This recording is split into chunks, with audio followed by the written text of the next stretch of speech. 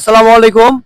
So আজকে এমন একটা ভিডিও আমি নিয়ে আসছি, পুরা ইন্টারভিউ আমার এই কাকুর মুখ থেকে শুনবো, তার পারিবারিক সমস্যা অ্যান্ড তার যে বর্তমান পরিস্থিতি পুরোটাই আপনাদের সামনে তুলে ধরবো এই ভিডিওর মাধ্যমে। অবশ্যই ভিডিওটি বেশি বেশি করে আপনারা শেয়ার করবেন, যেন আমি এই ধরনের মানবিক ভিডিও যেন প্রতিনিয়ত অসহায় ও গরিব মানুষদের পাশে যেন থাকতে পারি। আসসালামু আলাইকুম কাকা। আসসালামু আলাইকুম। আচ্ছা কাকা, আপনার বাসা কোথায়? নন্দীগ্রাম বাবা। আচ্ছা, নন্দীগ্রাম। সো আপনি এখানে কোন জায়গায় আসছেন? এই কাজ করে এটি কিন্তু করে পারিনি আজ 3 দিন হলো। 3 দিন হলো কাজ করতে পারেননি? মানে অটো মানে যার জন্য কাজ করতে পারি। আচ্ছা, সো 3 দিন ধরে কাজ করতে পারেনি, কিন্তু খাবার তো খাইতে হবে কি কাকা? যে খাবার তো খাইতে হবে। আপনার বাসায় পরিবার আমার বাসায় পরিবার 8-10 জন বাবা। 8-10 জন এক পরিবারে? যে সবাই এক জায়গায় খায়? সবাই এক জায়গায় খায়। ছেলে মেয়ে কয়টা? 2 ছেলে 1 মেয়ে।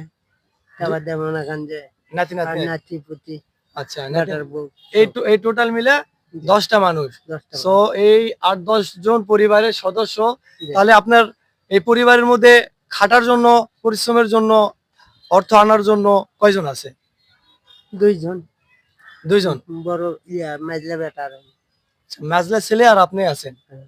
ভিউয়ার্স, আপনাদেরকে বলতেছি এই ধরনের মানুষদের অবশ্যই আপনারা সাপোর্ট করবেন।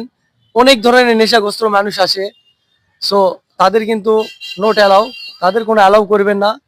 আর প্রতিনিয়ত এই ধরনের মানুষদের আপনারা সাহায্য করবেন। আচ্ছা কাকা, কি আপনি খুবই ক্ষুধার্ত ছিলেন?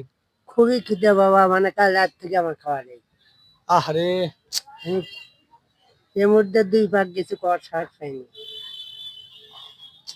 কাকা, এর ভিতরেও 2বার আমার এই হোটেলে আসছে।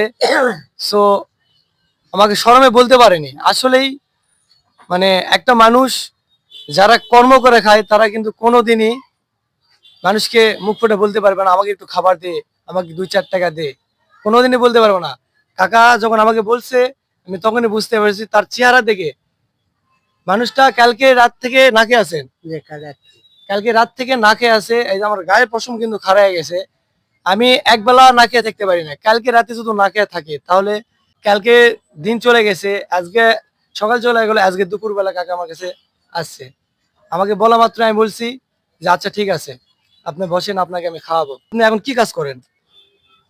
এখন এই ধান কাটা কাজ করি বাবা। আচ্ছা, ধান কাটা কাজ করেন। যে, সো আপনার টিমের ভিতরে সদস্য কতজন? হ্যাঁ আপনার এই মানে ধান কাটে, যে ধান যে কাটেন, আপনাদের কামলা মানুষের সদস্য কতজন? না